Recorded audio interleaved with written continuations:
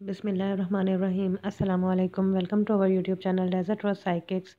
My self Shabana Mumtaz and today we have to talk about biosphere and human impact on biosphere. आज की video में हम बात करेंगे बायोस्फीयर क्या है और ह्यूमन एक्टिविटीज़ का बायोस्फीयर पर क्या इम्पैक्ट है। Bio means life and sphere means circles. Mean life sphere या लाइफ सर्कल वो रीजन जहाँ लाइफ एग्जिस्ट करती हो। बायोस्फीयर टर्म को जियोलॉजिस्ट एडवर्ड स्वेस ने 1875 में कॉइन किया था। बायोस्फीयर में air, water and land living organism के साथ इंटरेक्ट करते हैं और लाइफ को सपोर्ट करते हैं। बायोस्फीयर को इकोस्फीयर भी कहते हैं। ये तमाम इकोसिस्टम्स का सम ऑफ एडिशन है। तमाम इकोसिस्टम को मिलाकर एक इकोस्फीयर बनता है, इसलिए it includes both living organism and non living components. Biosphere को जोन ऑफ लाइफ भी कहते हैं। किसी भी लाइफ को एग्जिस्ट करने के लिए, चाहे वो प्लांट हो, ह्यूमन हो, 3 चीज़ें एसेंशियल होती हैं। ऑब्वियसली बात है, पानी भी चाहिए, सॉइल भी चाहिए और हवा मीन्स ऑक्सीजन भी चाहिए। तो इस बेस पर बायोस्फीयर 3 कंपोनेंट्स पर मुश्तमिल है। ये स्फीयर एक दूसरे के साथ एक यूनिट की तरह मिलकर काम करते हैं और एक दूसरे पर डिपेंडेंट भी होते हैं।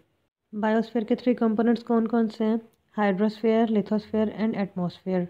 हाइड्रोस्फीयर क्या है? The hydrosphere is the aquatic part of biosphere. All of the water on earth is collectively known as the hydrosphere. हमारी अर्थ पर जितना भी रीजन पानी है, कलेक्टिवली हम उसे हाइड्रोस्फीयर कहते हैं। वाटर अर्थ पर 3 फॉर्म्स में प्रेजेंट है, सॉलिड, लिक्विड एंड गैस की फॉर्म में। लिक्विड फॉर्म में पानी हमें रिवर, ओशियन, लेक्स में मिलता है, जबकि सॉलिड कंडीशन में आइस और स्नो की फॉर्म में मिलता है, जो कि ग्लेशियर्स, आइस कैप और आइसबर्ग में, और गैस में वाटर वेपर की फॉर्म में होता है। 71% of earth is covered by water, इसलिए अर्थ को ब्लू प्लैनेट भी कहते हैं। लिथोस्फीयर को जियोस्फीयर भी कहते हैं। It is a terrestrial part of the biosphere. Terrestrial part वो होता है जो लैंड पर स्टेब्लिश होता है। लिथोस्फीयर अर्थ की टॉप मोस्ट लेयर है, अर्थ क्रस्ट पर, जहाँ लाइफ एग्जिस्ट करती है। ये सोइल की थिन लेयर और सॉलिड लैंड मासेस पर कंसिस्ट होता है, जैसे माउंटेन्स, कॉन्टिनेंट्स, हिल, प्लेन, वैलीज, ये सब मिलाकर बनता है lithosphere. There are 2 division of the earth's surfaces, continent and ocean floor. Ocean floor के नीचे जो लैंड है वो भी लिथोस्फीयर में ही काउंट होती है। लिथोस्फीयर एनिमल्स को वेदर से, प्रेडेटर्स से प्रोटेक्शन प्रोवाइड करती है, शेल्टर प्रोवाइड करती है और प्लांट्स के लिए एंकर प्रोवाइड करती है। बायोस्फीयर का 3rd कंपोनेंट है atmosphere. The gaseous covering over the earth is called the atmosphere. हमारी एटमॉस्फेयर में प्रेजेंट होती हैं गैसेस। हमारी अर्थ का गैशियस पार्ट एटमॉस्फेयर बनाता है, जैसे कि नाइट्रोजन, ऑक्सीजन, कार्बन डाइऑक्साइड। ये लेयर हमारी अर्थ को कवर किए हुए है, सराउंडेड किए हुए है, घेरे हुए है। ये एटमॉस्फेयर लाइफ को सस्टेन करती है। एटमॉस्फेयर के कंपोनेंट्स होते हैं gases, aerosol and water vapour. Atmosphere earth का टेम्परेचर मेंटेन करती है और प्रोटेक्शन प्रोवाइड करती है ऑर्गेनिज्म को सन के अल्ट्रा वायलेंट रेडिएशन से। एटमॉस्फेयर रेस्पिरेशन के लिए गैसेस भी प्रोवाइड करती है। तो अब बात करते हैं कि हमारे बायोस्फीयर पे ह्यूमन के क्या असरात हैं, ह्यूमन एक्टिविटीज़ बायोस्फीयर को कैसे इम्पैक्ट दे रही हैं, ह्यूमंस और उसके एनवायरनमेंट में क्या रिलेशनशिप है, ह्यूमन बीइंग अपने बायोस्फीयर पे किस टाइप का इम्पैक्ट डाल रहे हैं। तो सबसे पहला पॉइंट है अर्बनाइजेशन। अर्बनाइजेशन, सिटीज़ का बढ़ना, growth of cities is called urbanisation. Unemployment की वजह से, हेल्थ की फैसिलिटीज़ ना होने की वजह से, एजुकेशन अपॉर्चुनिटी की ना होने की वजह से, और अपना लिविंग स्टैंडर्ड मॉडर्नाइज करने के लिए हमारी रूरल लाइफ सिटीज़ की तरफ ट्रांसफ़र हो रही है, जो कि सिटीज़ की ग्रोथ के, सिटीज़ के बढ़ने की वजह है। और सिटीज़ ज़्यादा एरिया, ज़्यादा लैंड कवर करते जा रहे हैं। नेचुरल इन्वायरमेंट कम होता जा रहा है और मैन मेड इन्वायरमेंट बढ़ता जा रहा है। Deforestation mean process of cutting या रिमूवल ऑफ फॉरेस्ट। फॉरेस्ट का कटाव, जंगलात का कटाव नेचुरली भी हो सकता है और ह्यूमन एक्टिविटीज़ की वजह से भी हो रहा है, लेकिन नेचुरली कम और ह्यूमन एक्टिविटीज़ की वजह से ज़्यादा होता है। और ऐसा इसलिए होता है कि एग्रीकल्चर या इंडस्ट्रियलाइजेशन के लिए फ़ॉरेस्ट की लैंड यूज़ की जाती है। पॉपुलेशन में इंक्रीमेंट की वजह से भी जंगलात का कटाव किया जाता है, ताकि जंगलात के कटाव में जो ज़मीन बचती है वो पॉपुलेशन के रेजिडेंट्स के लिए इस्तेमाल की जा सके। फॉरेस्ट की वुड से कंस्ट्रक्शन का सामान, फर्नीचर वगैरह के लिए भी यूज़ होता है। इसके अलावा वुड से फायरवुड भी मिल रही होती है। फॉरेस्ट के कटाव के नतीजे में मौसमों की शिद्दत बढ़ जाती है। दरख्त बारिशें बरसाने का बायस होते हैं। डिफॉरेस्टेशन के नतीजे में बारिशों की मिक़दार कम हो जाती है।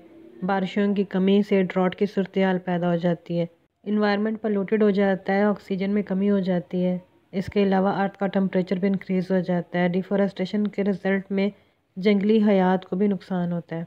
ओजोन लेयर स्ट्रेटोस्फेयर लेयर पर प्रेजेंट होती है। ये ओजोन लेयर हमारी अर्थ को अल्ट्रावायलेट रेडिएशंस जो कि हार्मफुल और पॉइजनस हैं हमारी अर्थ के लिए, उनसे प्रोटेक्ट करती है। ओजोन डिप्लेशन का मतलब है ओजोन लेयर में पोर्स का बनना या ओजोन की थिकनेस को कम हो जाना, और इसकी वजह है केमिकल क्लोरोफ्लोरोकार्बन। इस केमिकल में क्लोरीन सबसे ज़्यादा डेंजरस है जो कि ओजोन लेयर को डैमेज कर सकती है। क्लोरीन प्रोड्यूस कहाँ से होती है? क्लोरीन प्रोड्यूस होती है एयर कंडीशनर से।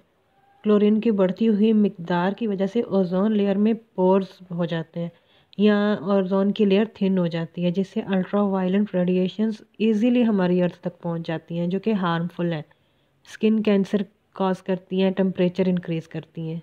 फॉसिल फ्यूल्स की बर्निंग जो कि हमारी गाड़ियों को चलाने के लिए यूज़ होते हैं, जिनकी वजह से सल्फ़र डाइऑक्साइड और नाइट्रोजन डाइऑक्साइड हमारी एयर में मौजूद होते हैं जो कि ह्यूमन एक्टिविटी की वजह से हैं।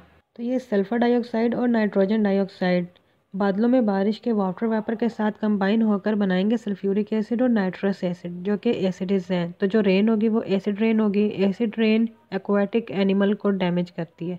एसिड रेन एक्वाटिक एनिमल के लिए हार्मफुल होती है। एसिड रेन एसेंशियल न्यूट्रिएंट्स को भी बहा के ले जाती है, वॉश आउट कर देती है सॉइल से। एसिड रेन जब प्लांट्स पर पड़ती है तो उनकी ग्रोथ नहीं होती, हार्मफुल होता है उनकी ग्रोथ के लिए। एसिड रेन प्लांट्स के लिए, इंसेक्ट, इवन के माइक्रो ऑर्गेनिज्म के लिए भी हार्मफुल साबित होती है। स्टोन कैंसर कॉज करती है। जो कीमती स्टोन्स होते हैं जैसे कि ताजमहल में जो कीमती पत्थर लगा हुआ है, उन पत्थरों को इरोडेड कर देती है। ग्लोबल वार्मिंग क्या है कि अर्थ का टेम्परेचर इंक्रीज़ होना एटमॉस्फेयर में due to green house gases. Human activities की वजह से, फॉसिल फ्यूल की बर्निंग की वजह से कार्बन डाइऑक्साइड जो कि हमारे एटमॉस्फेयर में 0.038% प्रेजेंट है, इसका अमाउंट हमारे एटमॉस्फेयर में फॉसिल फ्यूल की बर्निंग की वजह से इंक्रीज़ हुआ जा रहा है। सनलाइट जब हमारी अर्थ तक पहुंचती है तो कुछ सनलाइट हीट की फॉर्म में हमारी अर्थ से ट्रैप कर लेती है और कुछ वापस रिफ्लेक्ट हो जाती है। जब हमारी एटमॉस्फेयर में कार्बन डाइऑक्साइड की अमाउंट ज़्यादा हो जाती है तो कार्बन डाइऑक्साइड हीट को ट्रैप कर लेती है। कार्बन डाइऑक्साइड एक लेयर है हमारी एटमॉस्फेयर में, ये सनलाइट को वापस नहीं जाने देती, जिसकी वजह से हमारी अर्थ का टेम्परेचर इंक्रीज़ हुआ जा रहा है। अर्थ के इस टेम्परेचर के बढ़ने को हम ग्लोबल वार्मिंग कहते हैं। ह्यूमन रिस्पॉन्सिबल है कार्बन डाइऑक्साइड की अमाउंट इंक्रीज़ करने में, जिससे कि हमारे इकोस्फीयर में नुकसान हो रहा है। ग्लोबल वार्मिंग की वजह से आइस कैप्स और ग्लेशियर्स मेल्ट हो रहे हैं, जिसकी वजह से समंदर के लेवल में इंक्रीज़ हो रहा है और ग्लेशियर्स का पिघलना फ्लडिंग का बायस बनता है। वेदर पैटर्न चेंज हो रहा है। हमारे इकोस्फीयर को जिस ह्यूमन एक्टिविटी की वजह से हार्मफुल इम्पैक्ट हो रहा है वो है पोल्यूशन। पोल्यूशन क्या है? The presence of harmful substances in environment which have been involuntarily produced. Pollution harmful undesirable change है हमारे इन्वायरमेंट में, जो कि लिविंग ऑर्गेनिज्म के लिए भी नुकसानदेह है और नेचुरल रिसोर्सेज के लिए भी।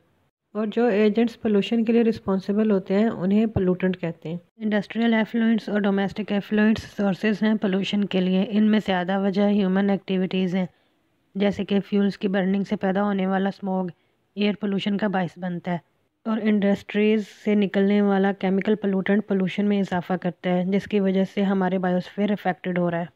These were the factors affecting the biosphere due to human activities. और ये ह्यूमन एक्टिविटीज़ बायोस्फीयर पर हार्मफुल इम्पैक्ट की वजह बन रही हैं। ये था हमारा आज का लेक्चर। अगर आप हमारे चैनल पर नए हैं तो प्लीज़ चैनल को लाइक, सब्सक्राइब और शेयर ज़रूर करें। और अगर कोई क्वायरी है तो आप कमेंट बॉक्स में कमेंट कर सकते हैं। Thank you for watching and take care.